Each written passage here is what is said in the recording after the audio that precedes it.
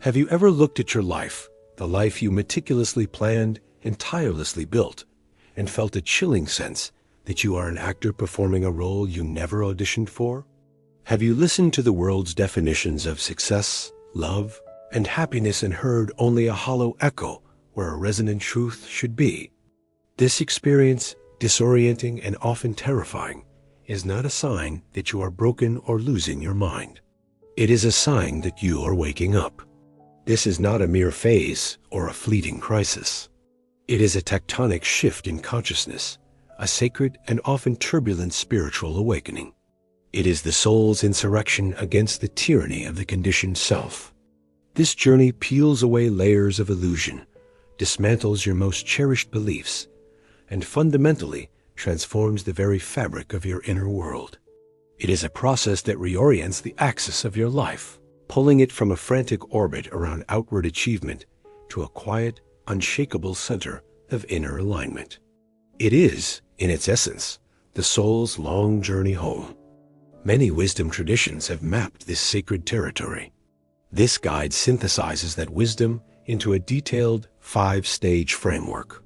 Its purpose is not just to help you locate yourself on the path, but to provide a compassionate, in-depth exploration of the terrain. We will pay special attention to the crucible of this journey.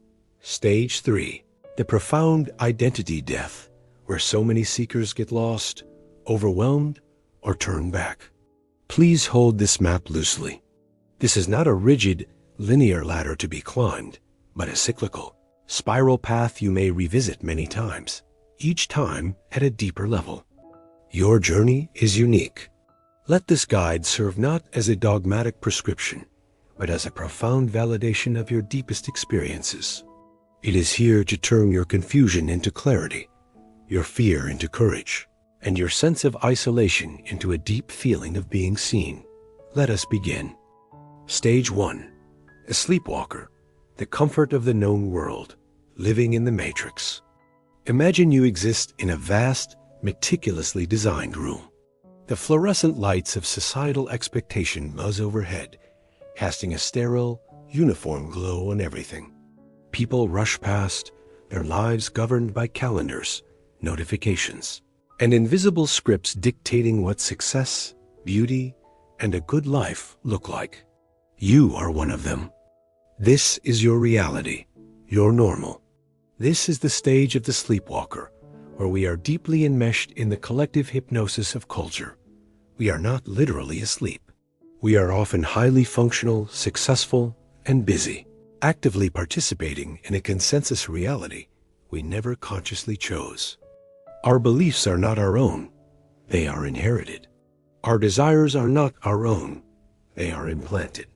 We navigate life using an external GPS, parental expectations, peer pressure, media narratives, rarely, if ever, consulting the silent inner compass of the soul. The internal experience, the hum of disquiet. The dominant feeling in stage 1 is not abject misery, but a low-grade, persistent hum of dissatisfaction. It's the Sunday scaries that hint at a deeper misalignment.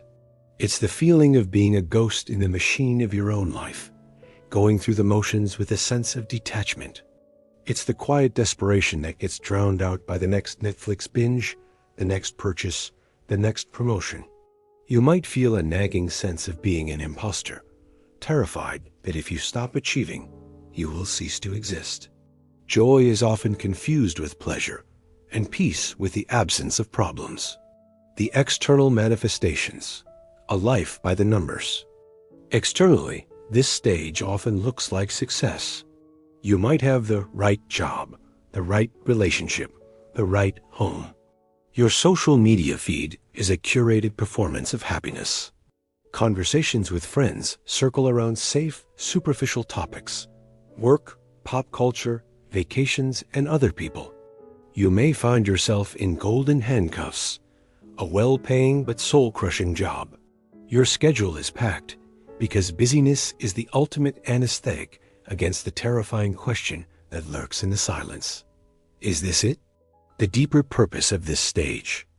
It is tempting to view this stage as bad or unenlightened, but it serves a vital developmental purpose. Stage 1 is where we build a functional ego, a stable sense of self, capable of navigating the complexities of the social world. It provides a necessary foundation. You cannot deconstruct and transcend an identity that was never properly formed in the first place. This stage gives us the container of selfhood that will later be tested, purified, and expanded. A primary ego trap: comfortable numbness. The ego's great trick in this stage is to convince you that the absence of acute pain is the same as happiness. It whispers, "Don't rock the boat. It's not that bad. You have a lot to lose." Security is more important than fulfillment. The trap is to settle for a life of comfortable numbness, trading the vibrant, risky adventure of the soul for the predictable safety of the script. Practical guidance for gentle stirring. If you suspect you're in this stage, the goal is not to violently blow up your life, but to begin a gentle inquiry. Journal prompts. Without judgment, ask yourself, when in my day do I feel most like myself? When do I feel least like myself? What did I love to do as a child that I no longer do? What am I afraid would happen if I did less and simply existed more? Practice pattern interrupts. Intentionally break one small routine each day. Drive a different way to work. Listen to a genre of music you normally wouldn't. Try a food you've never eaten. These small acts gently disrupt the hypnotic trance of autopilot. The 3-minute check-in. 3 times a day, set a silent alarm. When it goes off, stop what you are doing. Close your eyes. Take 3 deep breaths. Ask your body, what do you need right now? Listen without needing to fix anything. This begins to build the muscle of inner listening. Stage 2. The seeker. The world begins to unravel. The glitch in the matrix. A crack appears in the foundation of your reality. It could be a thunderous event, a sudden loss, a shocking diagnosis, a devastating betrayal. Or it could be a slow, creeping burnout that finally breaks you. This is the inciting incident. The neatly organized files of your belief system are thrown into the air, and you begin to question everything.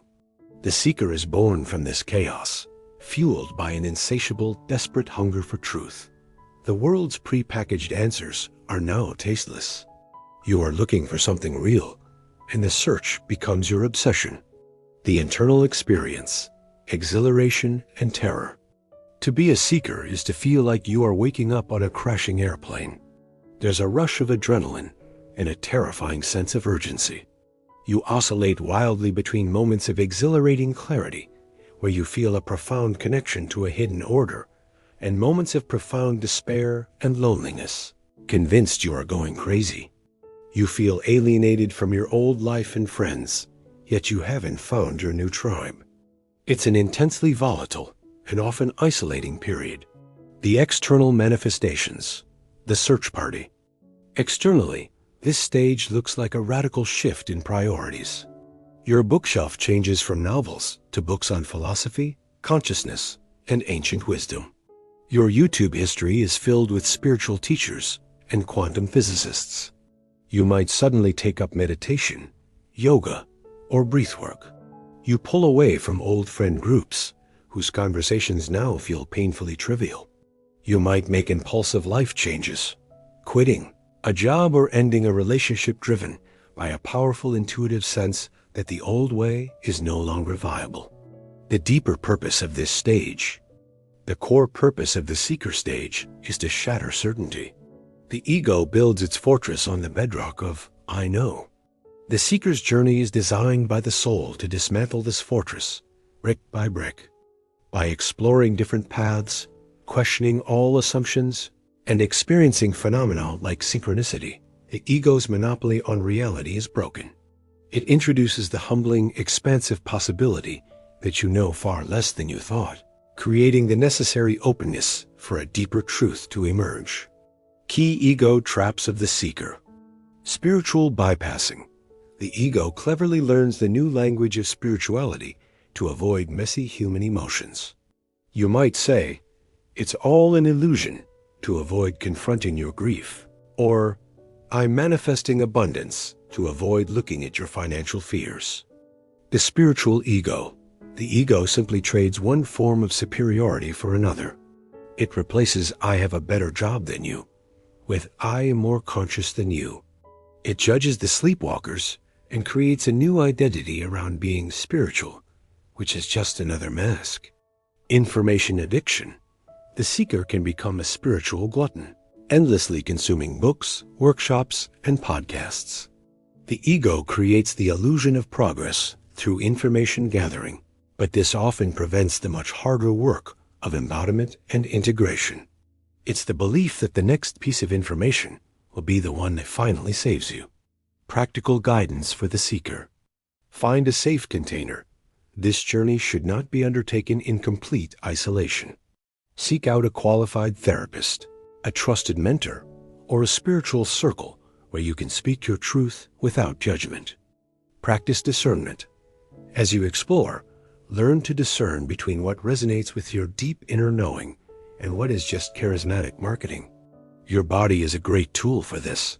When you hear a teaching, does your body feel expansive, calm, and open?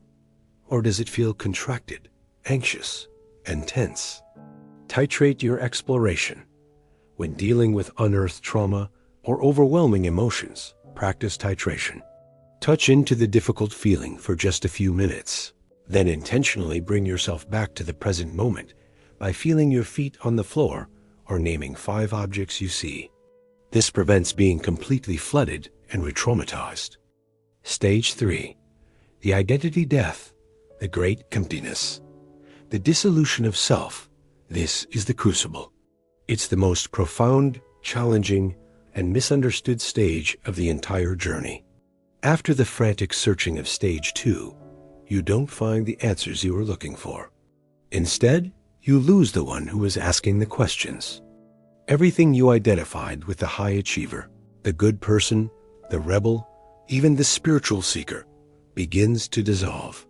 You see with devastating clarity that your personality was a complex construct of defense mechanisms, inherited beliefs, and survival strategies. This is the ego death.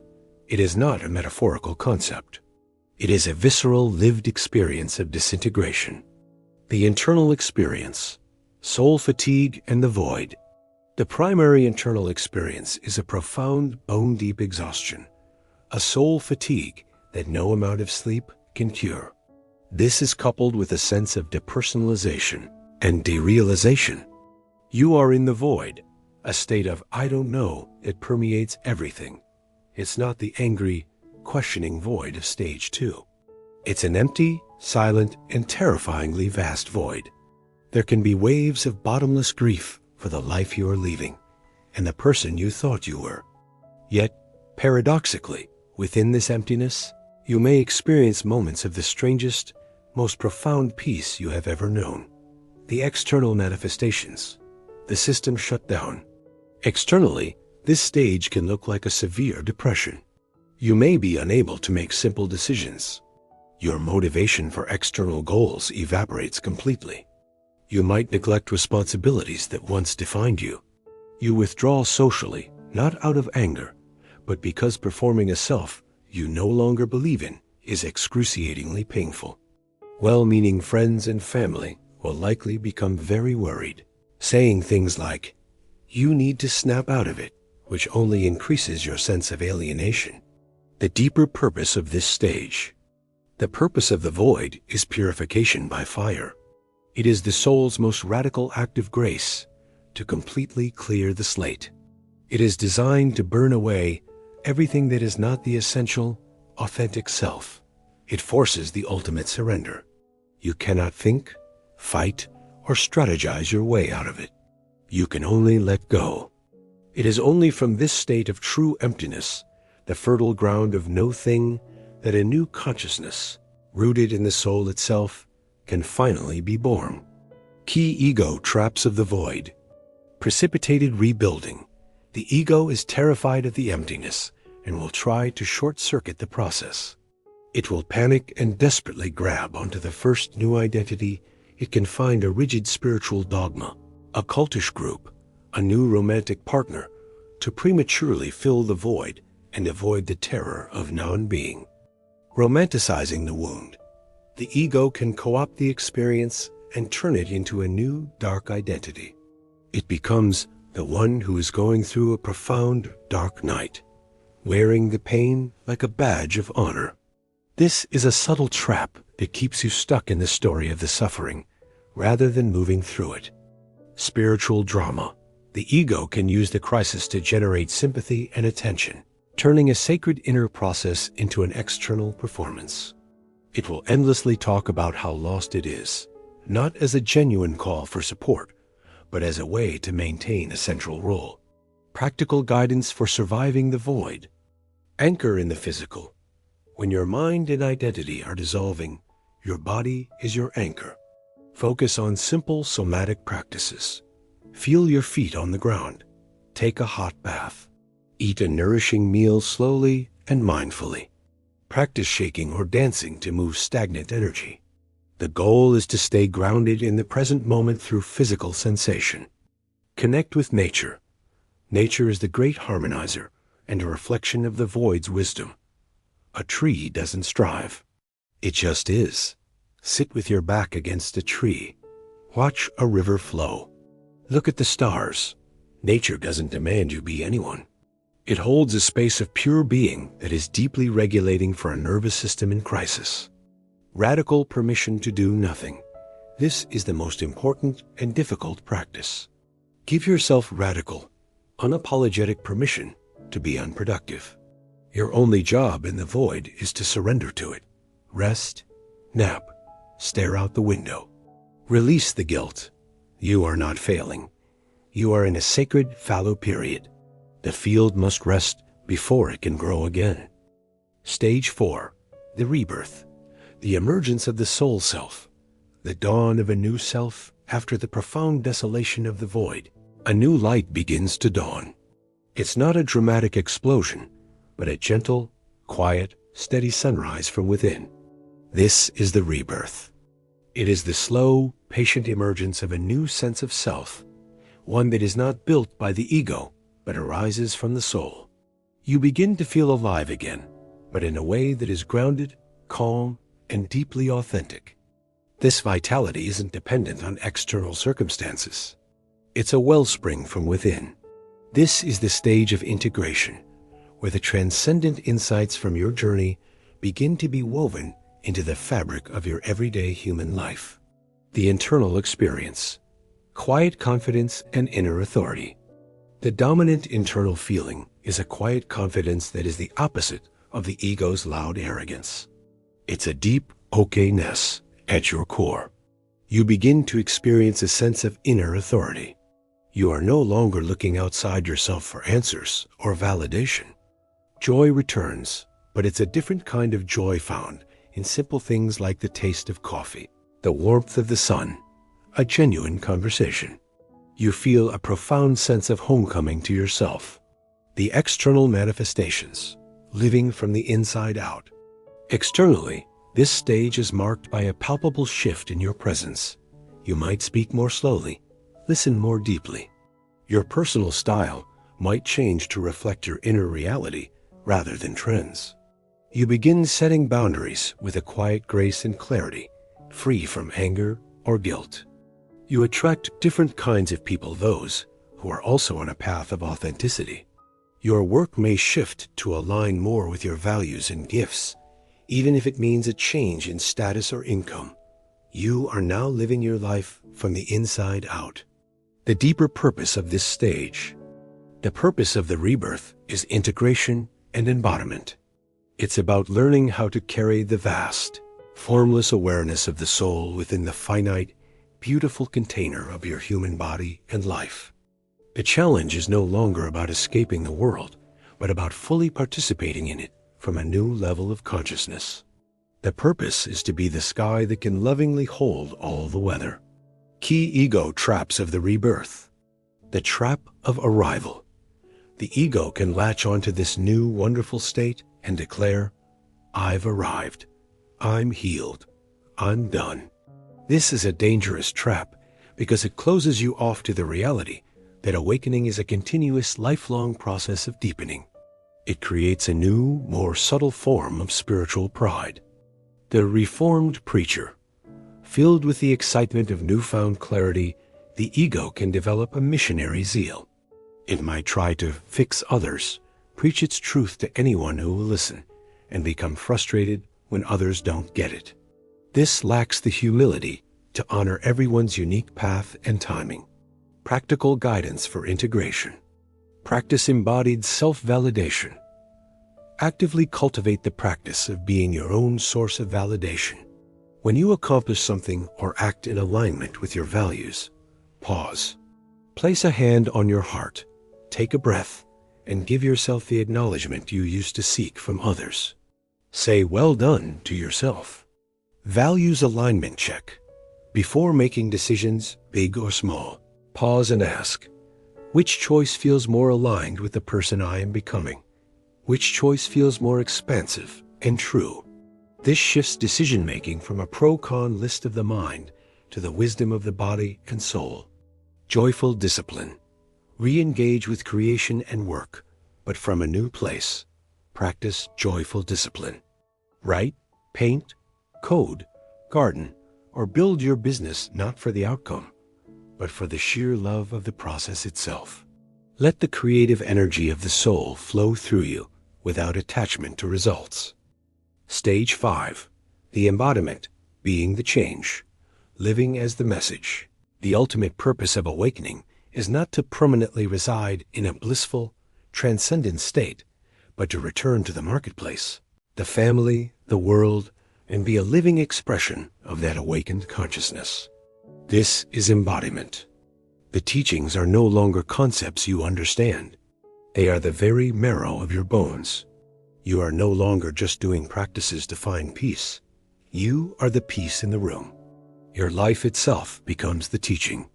The internal experience, beingness and interconnection. The internal state is one of beingness. The frantic energy of doing has subsided into a simple, profound presence.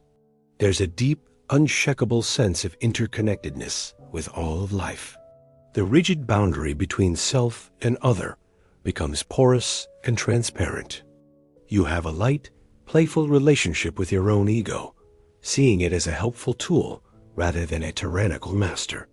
An unshakable inner peace is present, not as an absence of problems, but as a deep ocean of calm that exists beneath the waves of life's inevitable ups and downs. The external manifestations: simplicity, depth, and service. Externally, a person in this stage often radiates a palpable sense of calm, clarity, and compassion that has a regulating effect on others. Their life is often characterized by a voluntary simplicity and a profound depth. Their actions are naturally compassionate and ethical, not out of a rigid moral code, but as a natural expression of their interconnectedness. Their service to the world is less about grand, heroic acts and more about the quality of presence they bring to each moment, the way they listen to a cashier, the way they hold space for a friend in pain, the way they tend to their own garden. The deeper purpose of this stage. The purpose of embodiment is service through being. It is to become a node of coherence and love in the collective human field. By simply living in an aligned, authentic, and heart-centered way, you demonstrate to the world that another way of being is possible. You become a tuning fork for truth, and your very presence gives others permission to connect with their own authentic selves. It is the final realization that you are not a drop in the ocean. You are the entire ocean in a drop. Key ego traps of embodiment. The guru trap, the most subtle and dangerous trap. As others are naturally drawn to your clarity, the ego can latch on to the identity of the wise one or the healer. It becomes attached to having followers and being seen as special, creating a new, almost invisible prison. True embodiment is always accompanied by profound humility. Subtle aversion. This is a trap of transcendent detachment. It's a slight aversion to the messiness, chaos, and irrationality of humanity. It's a state of being peacefully above it all, rather than compassionately in it all. True embodiment embraces the full, messy, glorious catastrophe of the human experience with an open, loving heart. Practical guidance for a life of embodiment. Practice sacred mundanity. Intentionally bring a state of presence and reverence to the most ordinary tasks. Feel the warmth of the water as you wash dishes. Notice the intricate patterns in a leaf as you sweep the porch. Treat every interaction as sacred. This collapses the distinction between the spiritual and the ordinary. Anonymous service. Engage in small, secret acts of kindness. Pay for the coffee of the person behind you. Leave a generous tip. Pick up a piece of trash. Do these things without any possibility of being acknowledged. This purifies the intention of service from any egoic need for recognition.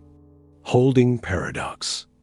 Cultivate the capacity to hold life's apparent contradictions with grace. Be both profoundly committed to your path and completely unattached to the outcome. Be both a divine, infinite being and a flawed, mortal human. Hold both joy and sorrow in your heart at the same time.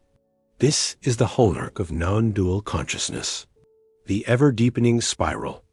This journey from sleepwalker to embodiment is not a one-time graduation. It is a spiral path you will walk for the rest of your life. You will have days where you fall back asleep. You will have moments where the seeker's frantic energy returns. You will face smaller, dark nights and experience mini-deaths and rebirths again and again. But with each cycle, you traverse the path with more wisdom, more grace, and infinitely more self-compassion. The periods of forgetting become shorter. The remembering becomes quicker. The path home becomes more familiar until you realize you were never truly away from it. Let this guide be a mirror, reflecting back to you the truth of your own incredible journey. Wherever you are not alone. You are not behind. You are exactly where your soul needs you to be for its own unfolding. Trust the process. Trust yourself. Because awakening is not, and never was, about becoming someone better. It is, and always will be, about unbecoming everything that isn't you, so you can finally be who you were meant to be all along. This deep dive was intended to honor the complexity of your journey. If it resonated, share it with another soul on the path. Then, take a moment for reflection. Comment below which new detail or distinction in this guide shone the brightest light on your own experience. Your insights are a gift to us all. Let's walk this path together,